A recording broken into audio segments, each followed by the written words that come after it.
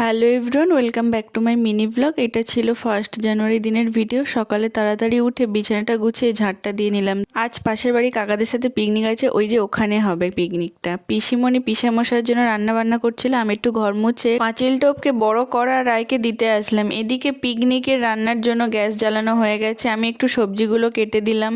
আমার বোন আর কাকা মিলে আজকের পিকনিকের সব রান্না করবে। বাড়ি এসে স্নান করে পূজা দিলাম, তারপর রেডি হয়ে চললাম পিকনিক করতে।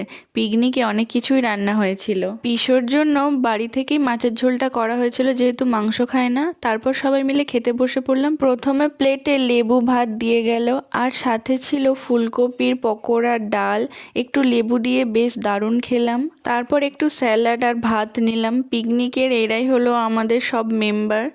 আমার বোন সবাইকে খেতে দিচ্ছিল। এসে গেল প্লেটে লাল লাল ঝাল ঝাল চিকেন, শসা আর পেঁয়াজ দিয়ে অসাধারণ লাগছিল খেতে। লাস্টে ছিল চাটনি, পাঁপড়।